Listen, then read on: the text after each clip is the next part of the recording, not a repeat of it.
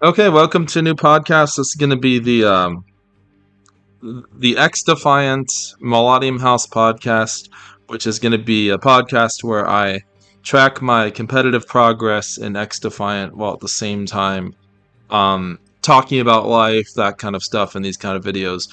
Because the thing is, I used to play a lot of Call of Duty, which you'll probably see in the footage for this video. Xdefiant comes out on May 21st. But the thing with Call of Duty is, a lot of the things that I have problems with are you can pay basically to improve your stats, sort of, with some of the things that you can buy with the season, with the like, what do you call it, the season pass or the microtransactions in the game. Because I'm really focused on something that's more like competitive as opposed to like anything that is any kind of sense of pay to win or like that kind of thing. And I just X Defiant, it feels like it's going to do a lot of positive things that Call of Duty has not been doing. For example, X Defiant's going to have no skill-based matchmaking in the playlists that they have related to casual play. Of course, this is going to be a competitive playlist, but which I'll probably be diving into a lot. But I'm just trying to see how well I can, improve my skills with the game, and it's going to be casual. I can't get too big into it because I have other things to do, but I see this as a great opportunity for another subject of a podcast. And no, the other podcast, which is the Zombies Eliminations podcast, is not going away. But this is going to be the first episode, even before the game's release, just to give people a heads up what's going on. What I'm probably going to end up doing is tracking my kill death ratio across months to see if it improves every month.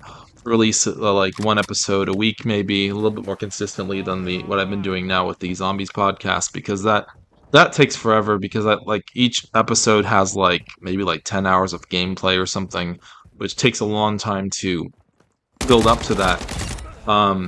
As people might not know, I'm doing another podcast where in Call of Duty Zombies mode I'm trying to get to like a million zombies eliminations or kills, and try to like log every single kill that happens in a video. So that's something I've been working on. Still working for. Well, other than that, I'm still working for a call center, which it's kind of, it's the job itself is easy, but the amount of randomness with how they rate you as a person is kind of disheartening, because like it's hard to um, the goals are really hard to reach. As far as like, it's not that I'm not good at it, but it's just like there's too much randomness involved in the whole thing, because a lot of the stuff they're calling it about, you can't control. And also, you have no idea who you're going to get, if you're going to get some angry, pissed off person calling in, something like that. Um, but yeah, that's the first thing I wanted to talk. First two things I wanted to talk about. Work is really kind of stressing me out right now. Um, but yeah, I'm going to be trying my best to keep releasing stuff on this YouTube channel, which is going to be my primary outlets, I think. I like YouTube because it allows long form content. I'm not a short form content guy. I like the long form stuff with people either sitting down and discussing things, or like some kind of educational thing, or even like I do like music, but I don't like what I've hated the most is the TikTok kind of real kind of thing that goes on on most social media platforms, because you just scroll through these little short videos, and when that happens, it's like, what are you actually learning from that? The stuff you watch is so dumb, which is why like I have to watch long form stuff, like where I can feel like I'm learning things. Like the main thing about YouTube is that there's a lot of education involved in it.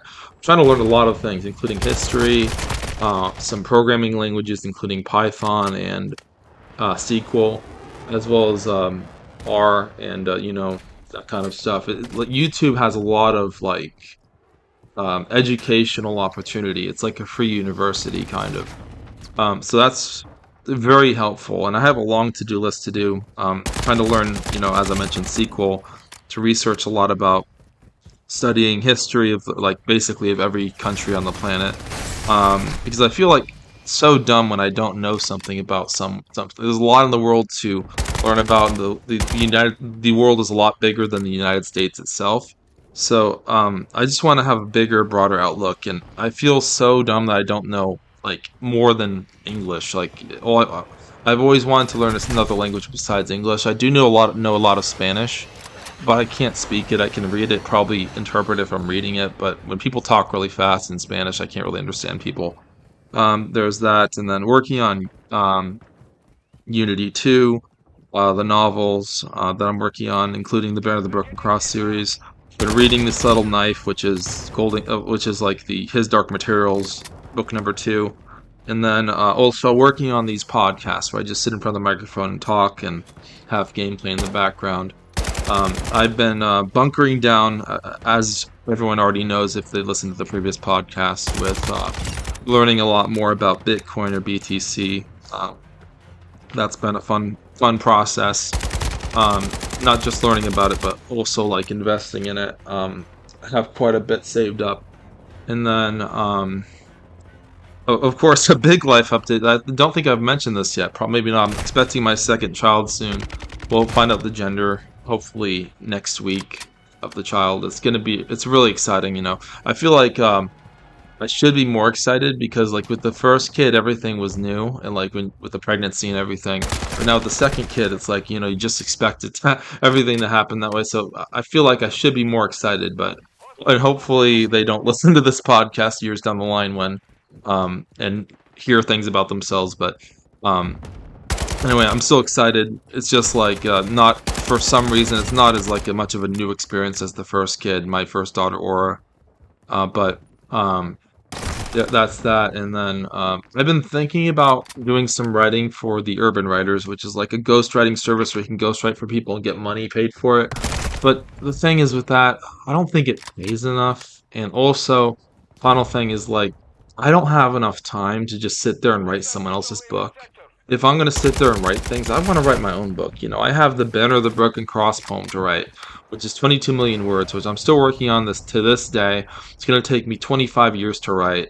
And like, do I really want to be spending time I could be using on myself or like even other novels or something like that and just writing someone else's crap, it's and then I'm writing multiple books at once, so that's a really tough process. The one I'm focusing on the most now is the Unity 2, which is basically about these three girls who are in this walked in this school for troubled teens that it's actually more like a prison than a school, and this is based on kind of true information about stuff that really happened to people. I think the terminology is that when you speak out against this stuff that happened to you, when you were told to just shut up and be quiet and not tell anyone, it's called breaking code silence, which is a way to bring justice to the world when people were like, especially teenagers, were taken against their will, put in these places that don't really benefit them, where they're abused in more ways than one. And I've just the things I've been reading about that kind of stuff is horrible. I've had similar kind of experience myself, so it's like, you know, I don't. I think there's a certain line where you have to treat, especially children, teenagers, with dignity, with respect, and like I feel like a lot of times people cross that line. It's easy to abuse people, in my opinion. Like if you just, especially if you're just part of the rank and file employee there, who's just like, okay, I'm gonna do it. I don't have a choice here. I'm gonna collect my paycheck and continue. Just turn my head away from the people who are suffering instead of doing some kind of brave kind of action or reporting what's going on. But that's just my thoughts on that. It's about these girls writing poems about their experiences, and wanted to find one of these poems really quick if I still have it here. Um, this is from Unity 2, and I'm gonna read part of this poem here. Just gotta find the right text really quick. They break me down and strip me naked, but have no power to take my scriptures, a power of my destiny, a ruler and a queen. I'll stand witness to my power. The words that will flow throughout a broken life of the unknown, but the stars reflect some worlds above, far away from where I stand. Words inscribed that were written here on my arm, so I can always read them, silencing those who hate me, keeping in my mind only those who are worthy to hear. Unfeathered to go where butterflies want, where the sunlight breaks out and sings of its joy. A voice in the cold, coughing on breath, lungs too tired to move. Every single moment of the clock bangs forever against the walls of my cell. They tell me no one loves me, no one is coming for me. Can hear me in the dark, a light in the rain, a dance with a love, a phase of panic, where I am taken away, no control, no power betrayed. Careful with my words, no one will ever believe me. Give me the paper, and I'll give you the words. Speak through me so that you can hear and understand. The truth of love flowing like wisdom in its path through this place. Words written with fire to silence all the ruckus of those who were complacent in the face of this violence. And yeah, it goes on a lot longer than that, but that was poem number. I think it was that's actually the first one. So that's the first one that really kicks off the themes of the book. I want it to be a little bit more on the longer side. I think Unity number one was like perhaps like how long was it? I think it was like an hour, 50 minutes, which is like 10,000 words. But this one's probably gonna be a lot longer. I was thinking of doing it like a half novel, half poetry book, but I don't know if I want to do that. I think it's just gonna be a poetry book. We'll see how I feel when I get further down into the process. It's just basically about the experiences of the three characters as they're suffering through this, for lack of a better word, imprisonment and abuse that they're going through. Um, but yeah, that's that topic. And then again, I've mentioned I'm editing the Banner of the Broken Cross series, which is my fantasy novel. It's a chore to edit because I actually printed out like 6 copies of the book, had those delivered to me, and they have so many errors. I can't even sell those copies. So I had to fix it. Did like an emergency quick edit on the book and uploaded it to Amazon. And now I still have changes to make. So it's just like a 7-hour book. So that's gonna take forever for me to nitpick through every single sentence to make sure there's no grammatical spelling errors, that kind of thing, or missing words. Um, that's what I've been doing there, and I feel like it's taking forever to work on that. And then next thing is, with modern music, I feel like I'm really disheartened by a lot of modern music. Like the topics they talk about, it's mostly about like a lot of sex is involved in modern music, and I do have Spotify and the new release radar that I look at. It's all songs that completely suck, basically, in my opinion. For the most part, there's some catchy tunes there, but a lot of it's just not what I would listen to personally. Of course, I'm not saying someone else can't enjoy that stuff, but at least now I haven't found the way that I can enjoy that kind of a lot of the new music that comes out for the most part. Every so often you'll get like, maybe like a Eminem record or a Silverstein record every so often, and I'll enjoy it maybe, but a lot of the stuff is just horrible. But I do listen to Silverstein, and they've been really strong influence on me as far as like lyrically speaking. There's their newest album. Let me see what that is really quick. That's the I forget what the name was. Just gonna pull it up. It's Misery Made Me. They have like this song where it's a really like acoustic orchestrated track about you know the emotions that the character is feeling. And then there's this other song called Bankrupt, which is about like the modern system of finances and how it exploits people, which I 100% agree with. Um, Especially like since even like governments can just print money out of thin air and cause the current currency to plummet in value. Like, speaking of currency, it should have some value, but it is always trending towards zero, basically, which is why I have such a affinity for Bitcoin. And Bitcoin is different from crypto. I believe I've come to the conclusion that all cryptos are scams except for Bitcoin, because Bitcoin has no living founder that we know of. There's no one who can control the network. It is completely decentralized, and it basically it has a limited fixed supply, unlike the U.S. dollar, which basically, compared to Bitcoin, has gone to zero in the past 15 years. The inflation rate that we're seeing now is completely absurd. Um, it's crazy. Like, if you just go out, buy things, even in like the past 2 years, everything has basically gone up significantly in price. There's no way to stop it. Like, it's a severe problem with how expensive everything's getting. U.S. dollars don't take you as far as they used to, and it keeps getting worse. But um, and then another thing I was gonna mention this. I keep going back and forth between topics, but another thing I was going to mention is I do like one of the artists that I do like who's actually retiring is Enrique Iglesias, which is like he sings half his songs in Spanish, half in English. He released two albums recently. One was 2021, which was Final Volume 1, and then in 2024 he released Final Volume 2. And a lot of those songs, they're really anthemic, especially I think there's this song called La Batella, which translates to the bottle in Spanish. And I like that song the best. Like Final Volume 2 has some really great songs on it, especially Space in My Heart, which is like a song about unrequited love, I think, for the most part. It's not, I think that's what it is about. But um and yeah, and then other thing is, as people may know, I'm Orthodox Christian.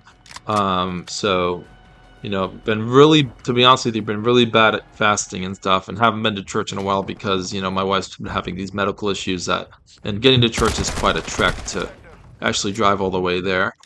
But one thing that I do keep up with a lot of the religious, like Orthodox spear on Twitter and on YouTube.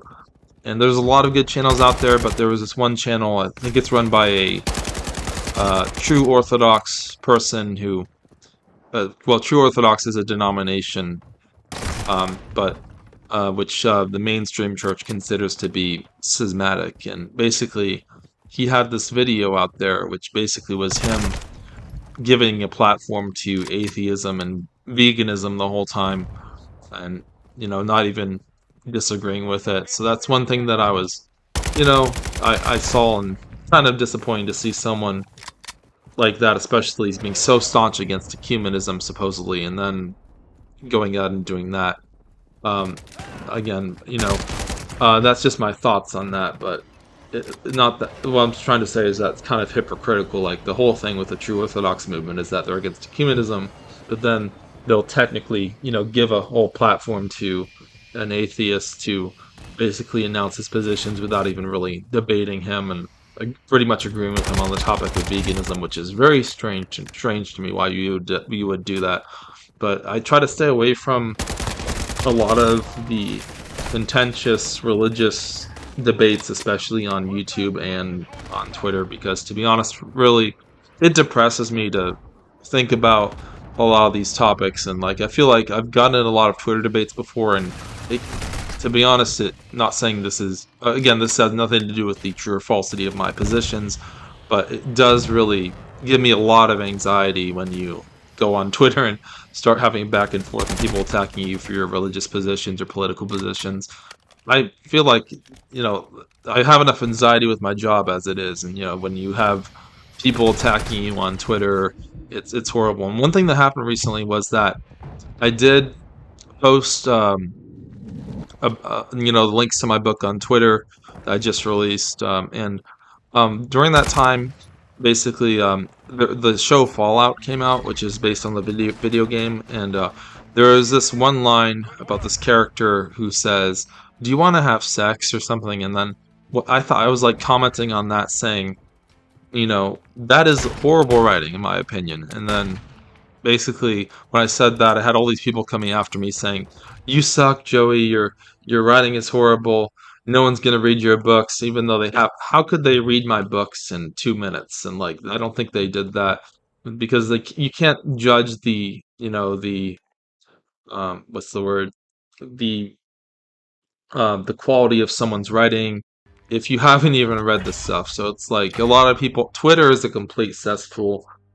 Even though free speech is important, but like it's a whole bunch of negativity on that platform. To be honest, it's not really good in the spirit. I don't think it's really spiritually edifying to be on that platform, and it's just really sucks that there's, I don't know, that I feel like these corporations that control a lot of these platforms. Like I feel like YouTube should, if YouTube was a lot more open with their guidelines as far as like what you can discuss on YouTube. I know a lot of the political things you're not supposed to discuss were basically banned. Like it was basically a bannable offense to say that uh, Donald Trump won the 2020 election.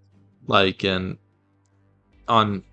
basically, I'm not saying that that's what happened, but uh, I think people should be allowed to have their opinions on certain things, and if you're going to ban people for not for saying things, and then after like 4 years have passed, allow that people to say that, it's completely crazy. Like people should be able to say what they want, and I feel like a lot of these corporations are very unprincipled. They're governed primarily by stockholders, so the moment something becomes popular, it's going to click, and they're going to change their position, and that's how that works. Whatever hits them in the bottom line is what causes them to change their minds on something. There's a lot of stuff I don't agree with regard to modern governments, the modern culture.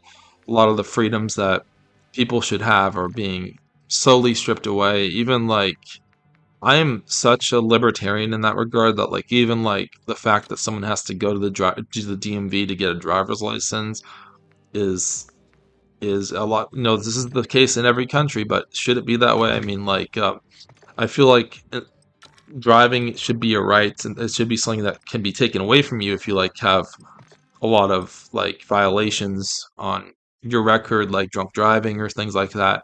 But like, I don't think you should have to go to the government to get like a license to do anything. Like as far as like even like driving is concerned, that what they should do is prevent people from driving who are going to be known to have problems. But it's like because like even with something as simple as that, if for whatever reason the government doesn't like you and says you can't have a driver's license, you are completely screwed. Like how are you going to live in a society where you can't drive? Like if they're going to take your right to drive away from you, they should have a good reason. The benefit of the doubt should be on them. So it's like a lot of the centralization of power that happens, it's really, really bad, which is why things like Bitcoin, BTC are so important. Um, Again, this has been a little bit of a longer side podcast, about 20 minutes. Might have to end it now, but I do have a lot to talk about, and, you know, um, still going to be bunkering down on the writing that I'm doing, and, that's all I wanted to say, so everyone have a good rest of your morning.